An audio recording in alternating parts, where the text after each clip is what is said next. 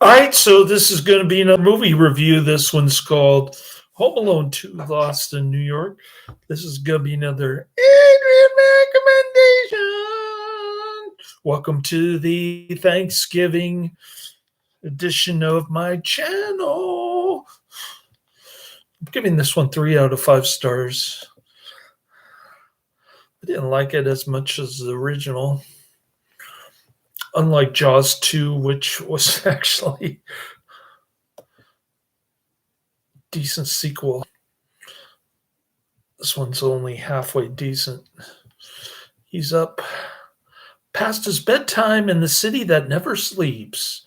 Wet bandits escape. The back page. Home Alone 2, Lost in New York. A John Hughes. Oh, what does it say? Something John Hughes, a Chris Columbus film. Same director, some of the same actors, but I think it was more secular Christmas. I couldn't really get into the pigeon lady until the end. Some nonsense about turtle doves and friendship, whatever. They basically copied the same plot from the first movie. It's pretty much a copy and paste with different cities this time. They made it in New York City with Donald Trump to give it to make it a little bit different. Not too much though. And I think the main difference was the first one was had a less secular feel to it. It was more of a I don't know, reconciliation. You have the two reconciliations with the two families. And so the ending to the last one was better than this one, I think. And the slapstick jokes are getting tired. Some of the jokes in this movie are kind of silly. Other times it's funny. I got a few laughs out of it. Not as many as the first film, though. And the slapstick is just terrible. And it's got the lamestream Christmas music in it.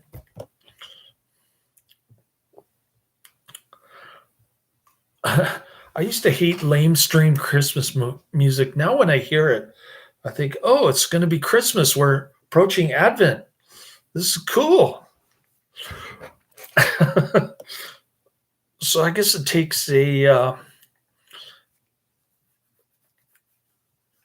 it's an acquired taste. If you listen to too much of it, you get sick of it. If you don't hear it enough, then you start to remember what Christmas is like. It's Thanksgiving, and my son's eating God knows what, chicken and steamed vegetables at his mother's dungeon. He keeps emailing me, trying to argue with me about ecclesiology because I got into it with my parochial vicar about Vatican II and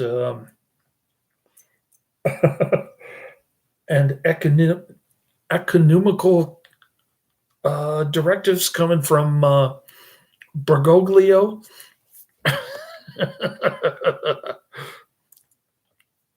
So, yeah.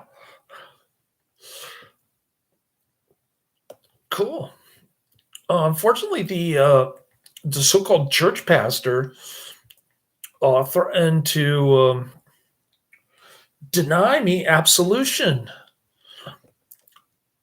last Friday, and that's why I haven't had Corpus Christi for 2 weeks. So I'm really bummed out at this church. I'm glad the parochial vicar is back from vacation, so I can confess to him instead. I refuse I refuse to get in the confessional box with the neocon hawk, the war hawk, neocon, uh, evangelical wannabe soldier, blasphemer who runs our church here in San Francisco. That guy, he never talks to me or my son because he refuses to answer tough questions. So I just go to the parochial vicar with all my tough questions. and and I refuse to give money to his church, although I do serve as an usher during the traditional Latin Mass. And my son serves the altar during the traditional Latin Mass. And then we hang out in the courtyard afterwards. Sometimes we go to the family apostolate in the convent basement.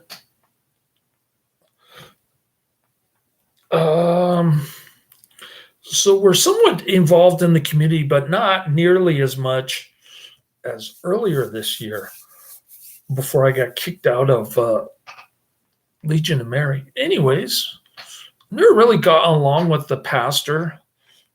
He's always been sort of a nutty kind of fellow. I don't think he's worshiping the same God as I am, because I always thought Jesus taught to love one another, not to blow up other countries. But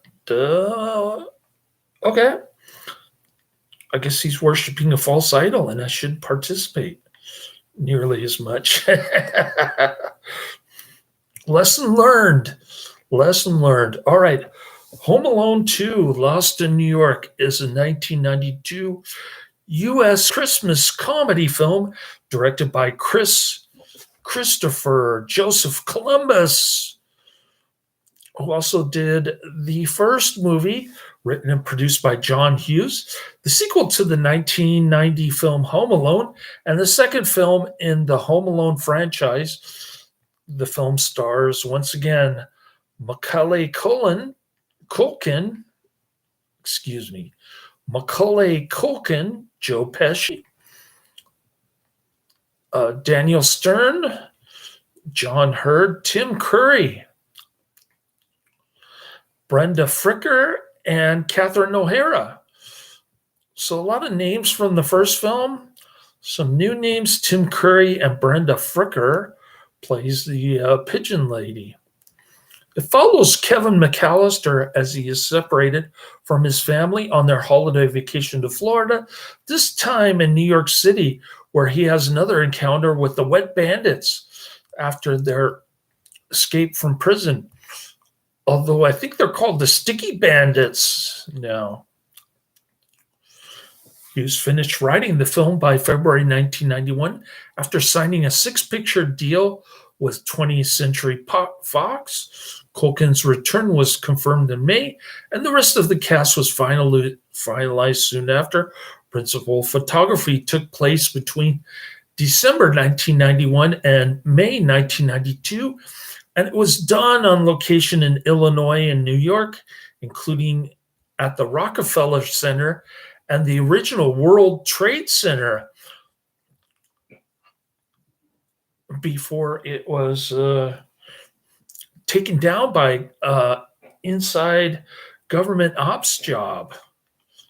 I mean, it was taken down by a bunch of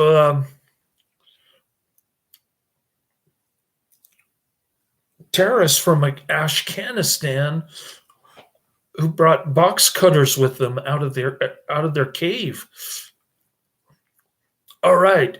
Home Alone 2 was theatrically released in the United States by 20th Century Fox. On November 20th, 1992, it received mixed reviews from critics who praised the performances while criticizing its darker tone and violence, as well as its similarities to the first film. That's the problem I had with it. It's a copy and paste with less Christmas spirit. The film grossed over $359 million worldwide, becoming the third highest grossing film of 1992. Lamestream. A sequel with the new cast, Home Alone 3, which is what I want to watch, was released in 1997. Home Alone 2 is the only Home Alone sequel to feature the majority of the cast from the first film. Devin Ratray reprised his role as Buzz McAllister in the sixth film in the franchise, Home Sweet Home Alone, which I could not find on YouTube, Tubi, or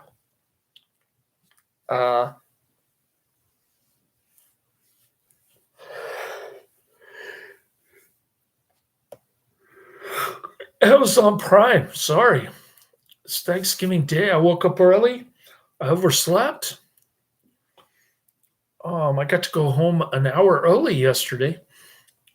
So here I am, kind of late in the day, reviewing this 2-hour movie, way too long. All right, here we go. Music by John Williams. Production companies 20th Century Fox and Hughes Entertainment. Distributed by 20th Century Fox. Release date November 20th, 1992. Runtime 120 minutes. Country United States. Language English. Budget $28 million. Box office $359 million. Cha-ching!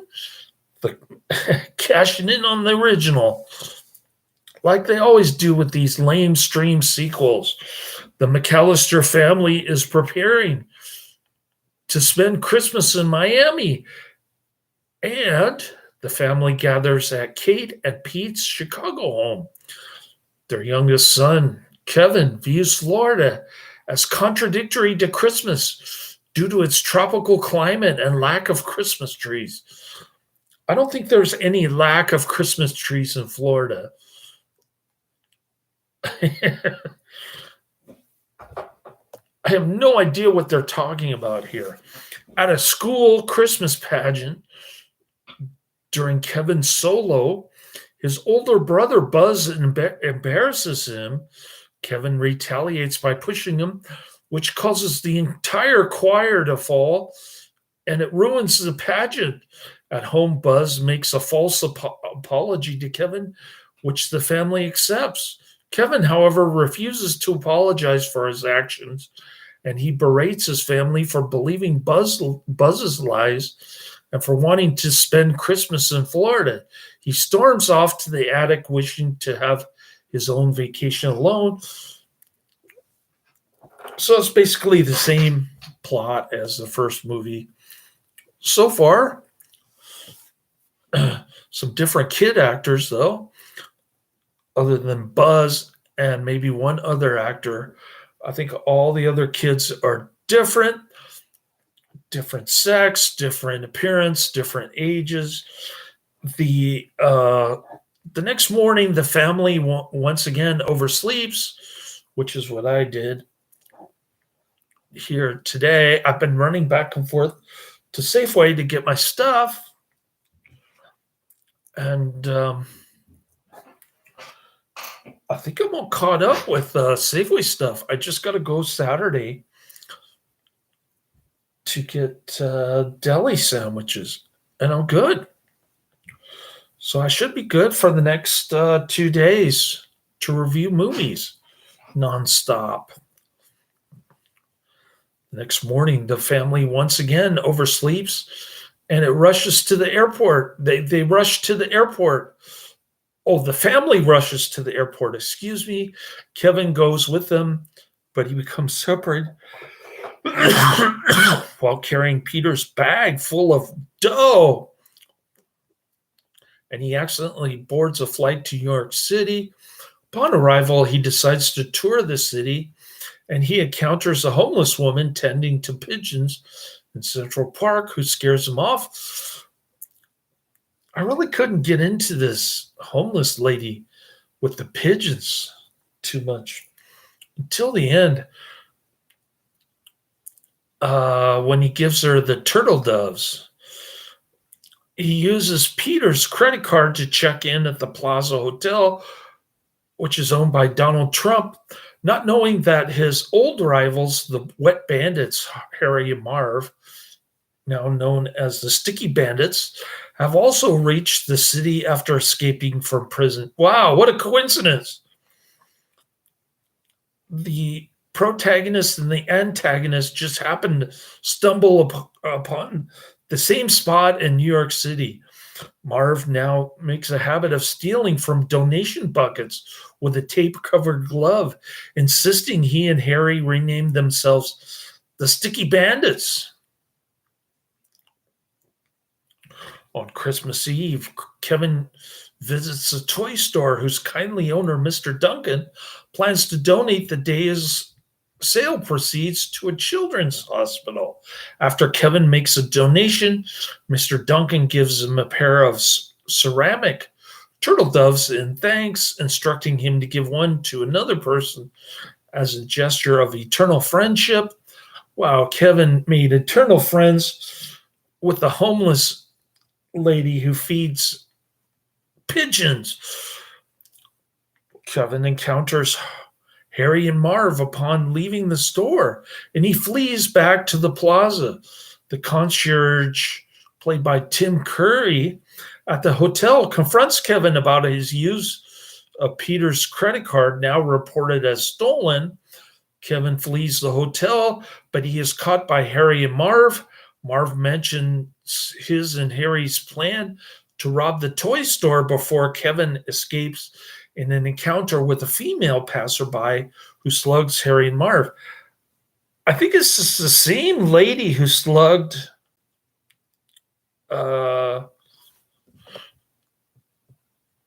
they slugged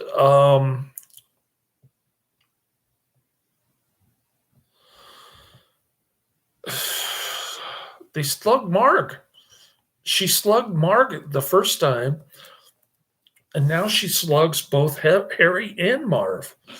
Earlier, upon landing in Miami, the McAllister family discovered that Kevin is missing, and the family files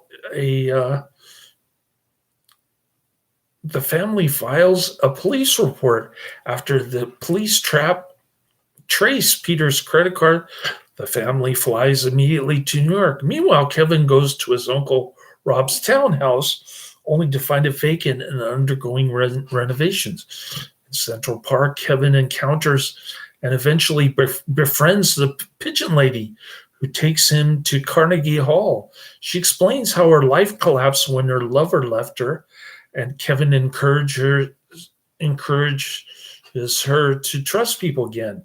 After considering her advice that he perform a good deed to make up for his misdeeds, and recalling Mr. Duncan's intent to donate to the hospital, he decides to prevent the toy store robbery.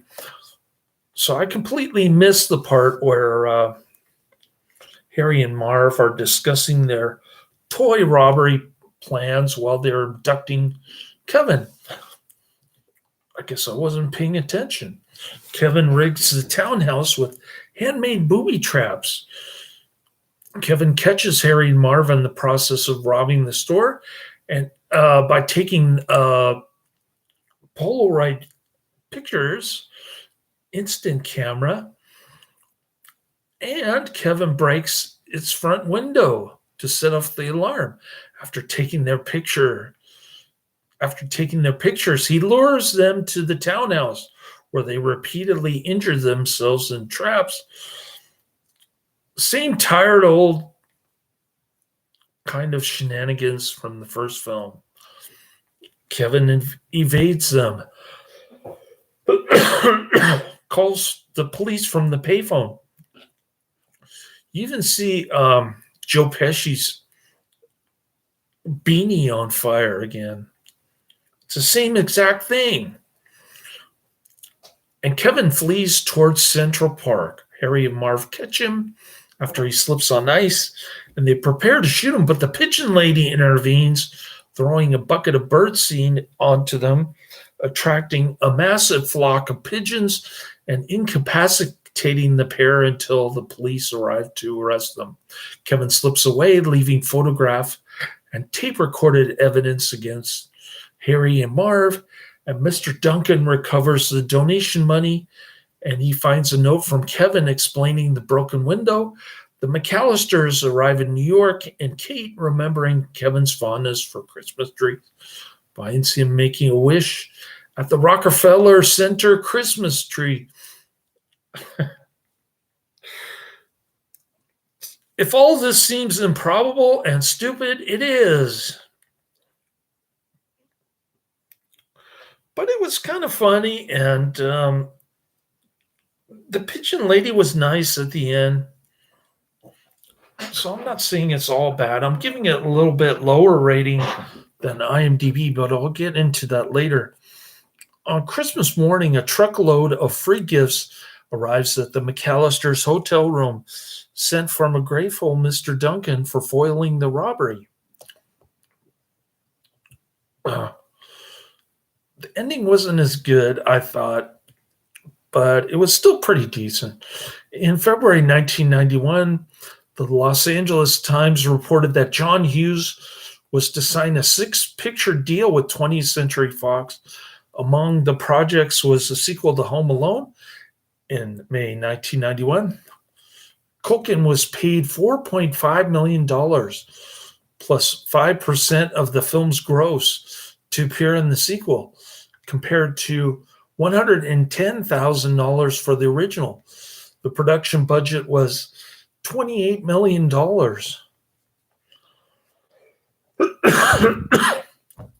So the kid got a big chunk of the production budget, looks like. Principal photography took place from December 9th, 1991 to May 1st, 1992. Over a course of 144 days, the film was shot in Winnetka, Illinois, O'Hare International Airport in Chicago, Evanston, Illinois, and New York City, according to director Christopher Joseph Columbus. Donald Trump, the owner of the Plaza Hotel at the time, allowed the crew to shoot scenes in the hotel lobby and one of its suites in exchange for a cameo in the film, in addition to the standard fee for film productions. Pesci suffered burns to his head while filming the scene in which Harry's hat is set on fire. John Williams returned to score Home Alone 2, as well as other festive tracks, while the films featured the first film's theme song, Somewhere in My Memory, with lyrics by Bette Midler. It also contained its own theme entitled Christmas Star, lyrics by Leslie Bercuse. 2 soundtracks albums of the film were released on November 20th, 1992, and one featuring Williams' score and the other featuring pop music featured in the film. 10 years later, a 2-disc deluxe edition of the film's soundtrack was released by Varis Sarabad. Home Alone 2, Lost in New York original score is a 1992 soundtrack composed by John Williams, who also scored the first installment in the franchise. While the soundtrack is mostly a repeat of the first film's material, there are a few new prominent themes such as Christmas Star and Plaza Hotel and Duncan's Toy Store. Ultimately, the soundtrack fell out of print.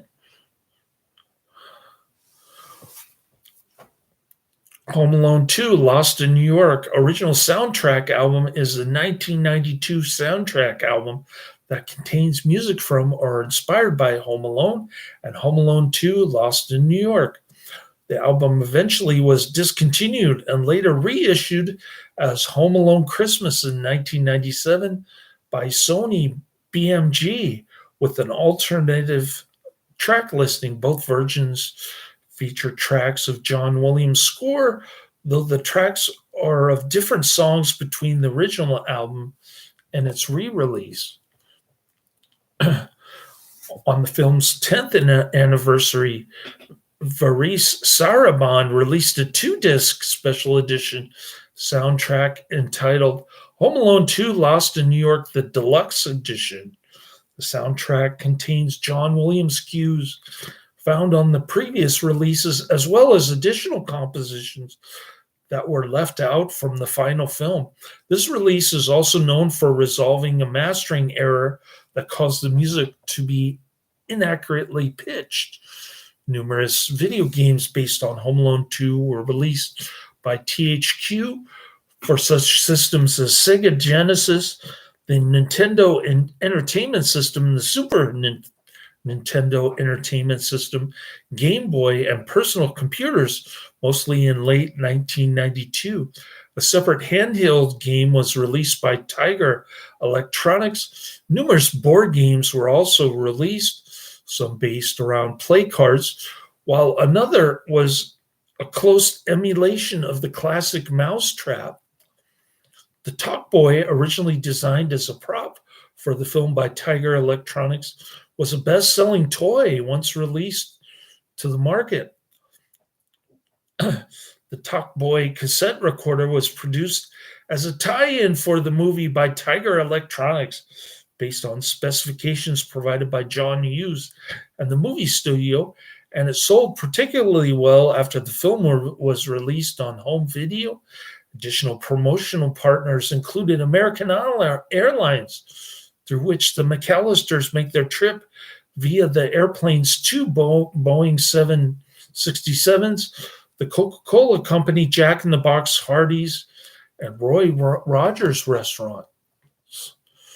The film was first released by Fox Video on VHS and Laserdisc on July 27, 1993. It was later released on DVD on October 5th, 1999 as a basic package.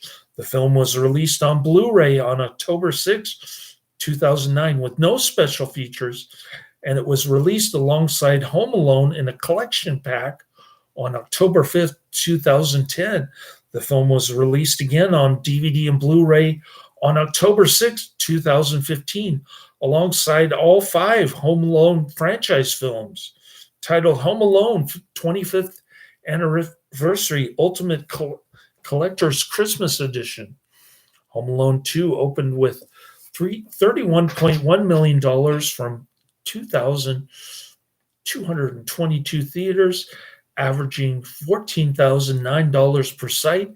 It broke the short-lived record set 1 week earlier by Bram Stoker's Dracula for having the largest November opening weekend. The film went on to hold this record until 1994, when it was taken by Interview with the Vampire. Additionally, it achieved the highest opening weekend for a Christopher Joseph Columbus film, and it would hold that record until it was surpassed by Harry Potter and the Sorcerer's Stone in 2001. It started off better than Home Alone, grossing $100 million in 24 days compared to 33 days for the original. However, the final box office gross was lower, with $173.6 million in the United States and Canada, and a worldwide total of $359 million compared to $476 million for the first film. The film was released in the UK on December 11, 1992, and it topped the country's box office that weekend. The film is the third highest grossing film released in 1992, behind The Bodyguard and Aladdin. In the United States and Canada, it grossed more than The Bodyguard and ranked second. On Rotten Tomatoes, Home Alone 2, Lost in New York, has an approval rating of 35% based on 57 reviews, with an average rating of 4.5 out of 10. The site's critical consensus reads, "A change of venue and more sentimentality and violence can't obscure the fact that Home Alone 2, Lost in New York is a less inspired facsimile of its predecessor. I agree, but I'm giving it a higher rating. On Metacritic, the film has a weighted average score of 46 out of 100 based on 22 critics, indicating mixed or average reviews. Audiences polled by Simmons Score gave the film an average grade of A minus or on an A plus to F scale, a grade lower than the A earned by its predecessor. So once again, I'm rating it higher than Rotten Tomatoes or Metacritic, but lower than Cinema Score. Roger Ebert of the Chicago Sun-Times gave the film 2 out of 4 stars, stated that cartoon violence is only funny in cartoons. Most of the live-action attempts to duplicate animation have failed because when flesh and blood figures hit the pavement, we can almost hear the bones crunch, and it isn't funny. That's actually a rare, accurate description of the film from Roger Ebert, which we do not like on this channel. Kenneth Turin, reviewing for the Los Angeles Times, wrote, "Whatever was unforced and funny in the first film has become exaggerated here. Whatever was slightly sentimental has been laid on with a trowel. The result, with some exceptions, plays like an over-elaborate parody of the first film, reminding us why we enjoyed it without being able to duplicate its appeal." Dave Kerr of the Chicago Tribune wrote the sequel plays like a coarse and self-parodying version of the original, in which the fantasy elements have become grubbier and more materialistic. The sentimentality more trickly and aggressive, and the slapstick violence, already astonishingly intense in the first film, even more graphic and sadistic. Brian Lowry of Variety noted the sequel's derivativeness when compared to the original film, but wrote the action sequences are well choreographed, if perhaps too mean-spirited, even in light of their cartoonish nature.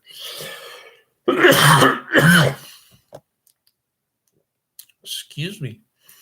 Janet Maslin for the New York Times acknowledged that Home Alone 2 may be lazily conceived, but it is staged with a sense of occasion, a lot of holiday cheer. The return of Mr. Culkin in this role is irresistible, even if this utterly natural comic character has been given little new to do. Mr. Pesci, and Mr. Stern bring great gusto to their character's stupidity, to the point where they are far funnier just walking and talking than they are being hurt.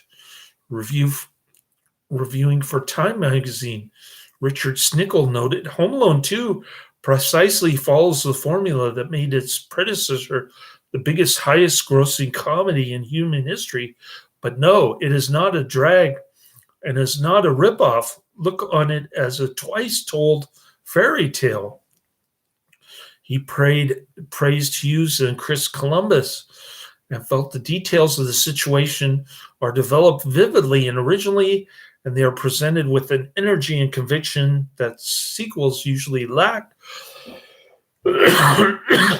Dwayne Burge of The Hollywood Reporter wrote that while the sequel is merely a superimposition of the original, kids will be delighted by it. He further praised Culkin as breezily winning.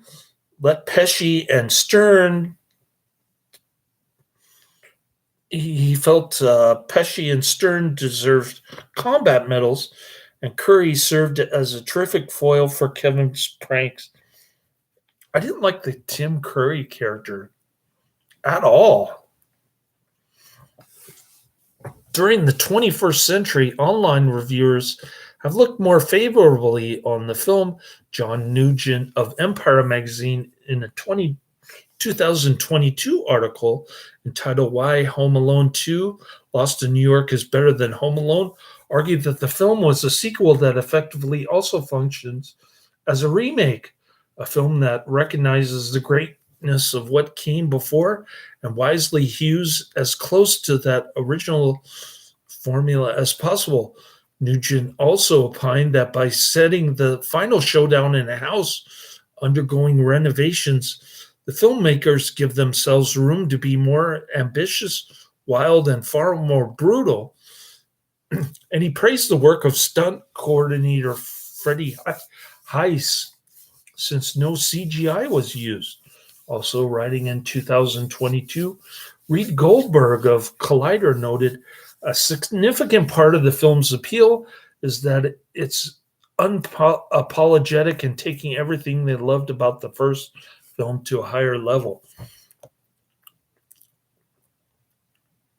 A third film with the new cast, Home Alone 3, followed in 1987.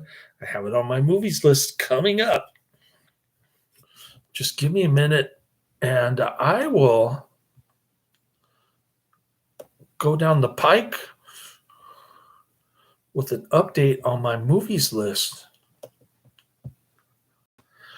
Just deleted Home Alone 2, Lost in New York.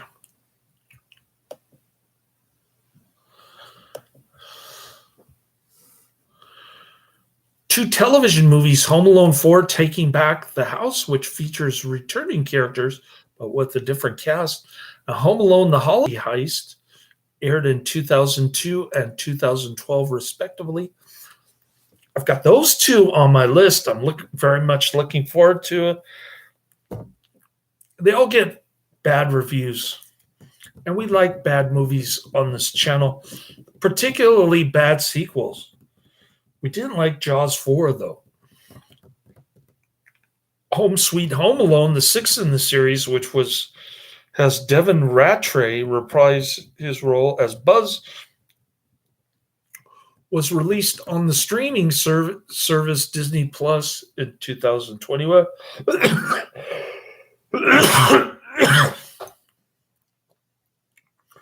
Which is why I can't find it on the other streaming services. It's an exclusive from Disney Plus. Home Alone 2 was novelized by Todd Strasser, and it was published by Scholastic in 1992 to coincide with the film. The Point version, which has the same storyline, also was novelized by A.L. Singer. An audiobook version was also released, read by Tim Curry, who played the concierge in the film. Tim Curry is not funny to watch. He does some of the lamest jokes in the movie, come to think of it. As in the novelization of the first film, the McAllisters live in Oak Park, Illinois, and the crooks are named as Harry Lime and Marv Merchants.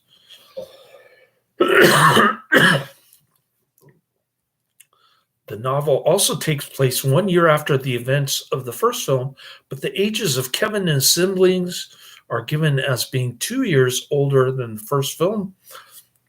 In the beginning of the novelization, a prologue, which ends up being Marv's nightmare in prison, he and Harry sneak away from the cops and return to Kevin's house to seek revenge on Kevin. Kevin bolts into the garage with Marv and Harry in hot pursuit. Harry and Marv end up triggering extra traps that Kevin has set up in the garage. Kevin watches as Marv ends up triggering a trap where a running lawnmower falls on his head. This was a trap featured in Home Alone 3, which I'm looking forward to see.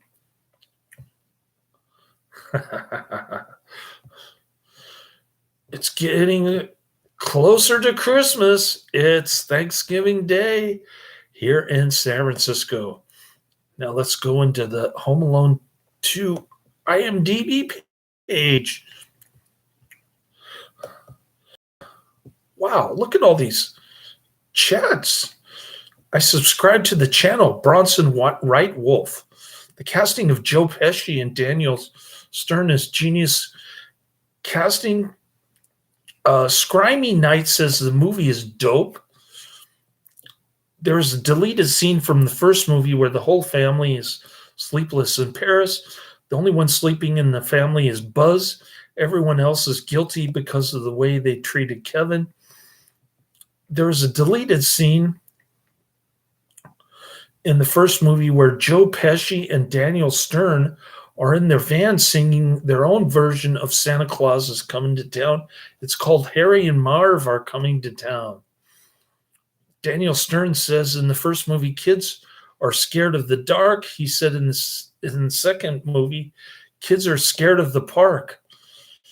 I just wanted to let you know that I found and subscribed to your channel. I also wanted to share some interesting facts about the first two Home Alone movies. Happy Thanksgiving.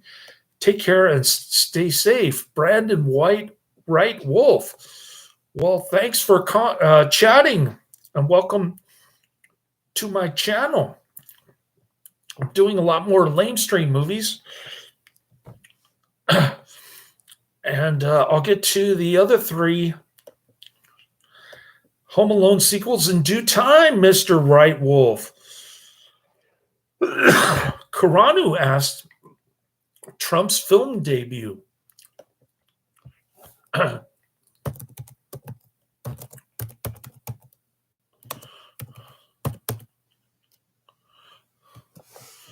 Let's see.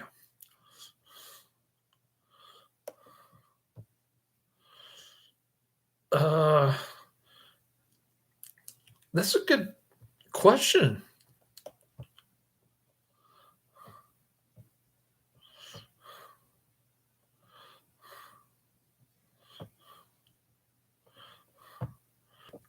Donald Trump has been in 30 movies.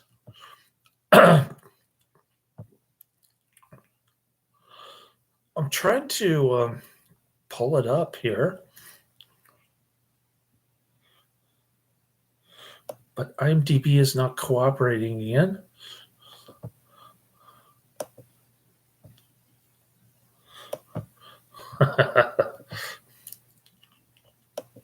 Oh, well.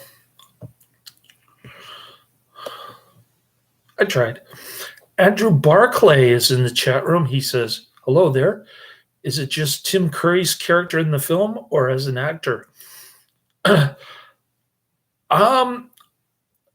Tim Curry looks familiar. I don't remember his other movies. I would say it was his character that threw me off. You have the longest movies list of anyone I know. The fourth Home Alone is actually funny. I never saw the others, though.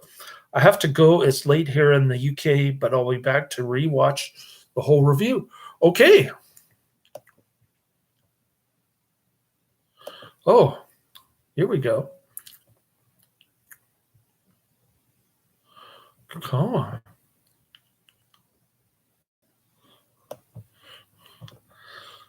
I want to answer that question about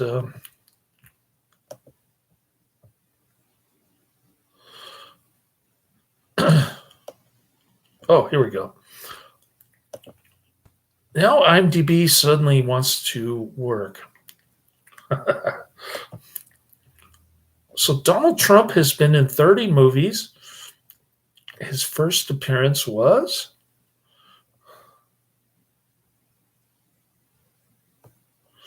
Hold on.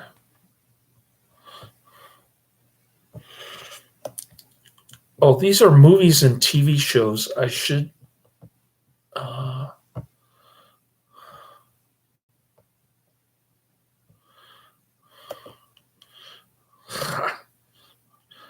I hate how IMDb has all this pop-up stuff. It's driving me nuts. All right. So the first movie that Donald Trump is in is Ghosts Can't Do It, which is what I want to see. I want to see Ghosts Can't Do It from 1989.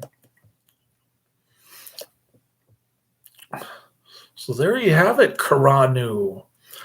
All right, Home Alone 2, Lost in New York, 1992, PG, 2 hours too long, 6.9 out of 10. I'm giving it a 6 out of 10, a little bit lower rating. So I got Donald Trump. His first movie, I'm going to add it to my list if I can find it.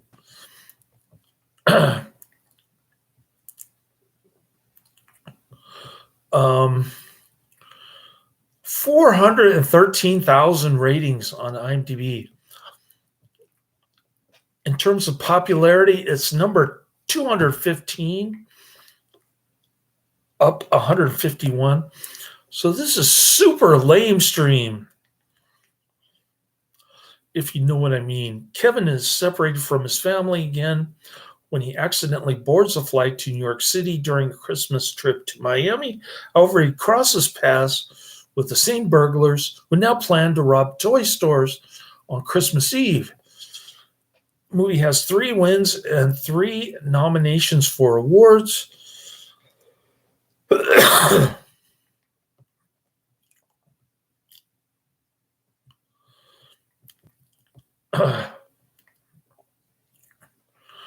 More like this, we've got Home Alone 3. Home Alone was more decent original than it was more decent than the sequel. Home Alone 3 gets a 4.6. I'm very much looking forward to that. Ready for more, much more. And you've got Home Alone Taking Back the House, which gets a very low 2.6. And you've got Home Alone, The Holiday Heist, which also gets a low 3.5.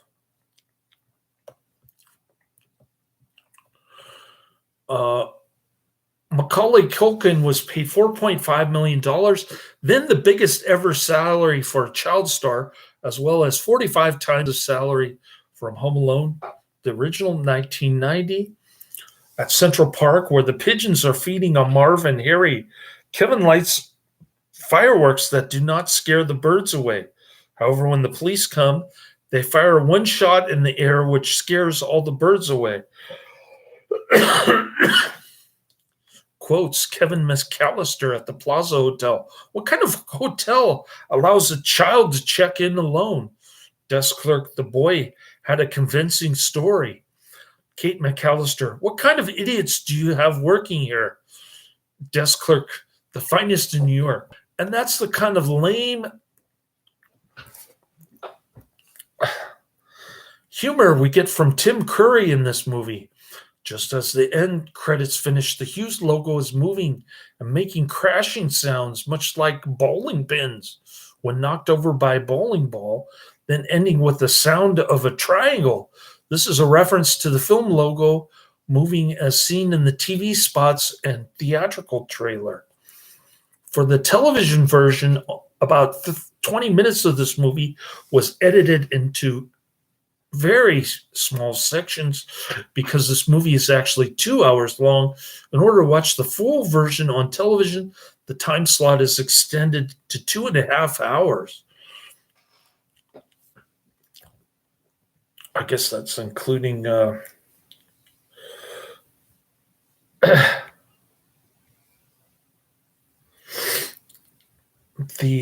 television version, 20 minutes plus commercials, I guess. An extra 20 minutes plus commercials. All right. This was edited in Hot Shots Part Dukes, which is also on my list coming up very soon. Hot Shots Part Dukes.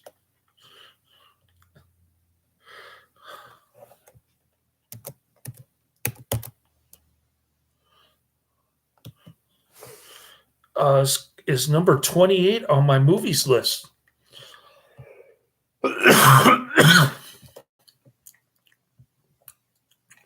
Soundtracks All Alone on Christmas, written and produced by Steven Van Zandt.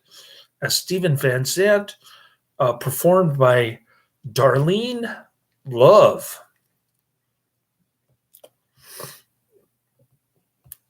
All right. Here's a review giving it a much higher rating. Filk Jedi 719 on IMDb, dated January 2nd, 2020. The title of the review on IMDb is just great sequel. This is one of the few films the sequel is better than the original.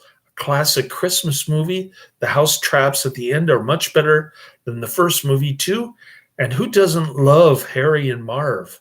Final grade 9 out of 10, you filthy animal.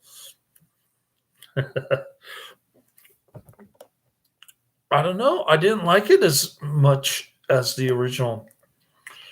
I thought the jokes were kind of lame and the cartoonish stuff. Am I watching the movie now? No, I finished watching it. Now I'm reviewing the whole thing. I tortured myself and I sat through 2 hours, but I didn't catch the part where Marv and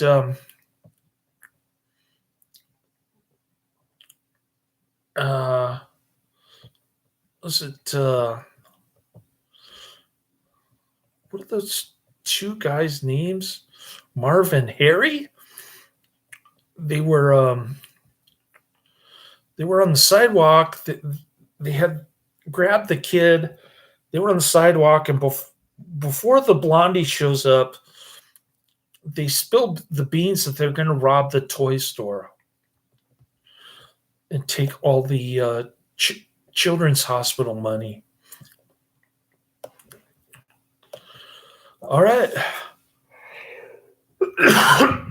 That was the part that I guess I was distracted with laundry, or maybe I was cooking some pot stickers over there, or I was responding to my son's back and forth emails about ecclesiology that I was trying to get the parochial vicar to respond to. But he's probably busy conducting Thanksgiving Mass. All right. So we've got The Snow Creature, 1954. That's number one on my movies list. Then I've got Jingle All the Way, 1996, and Home Alone 3, 1997. How's that for holiday movies? The Snow Creature, Jingle All the Way, and Home Alone 3. I'll look forward to seeing you all in the chat room. Very lively chat discussion today. Thanks for checking out my channel. And next up will be The Snow Creature after I take a little nappy poo. Laters.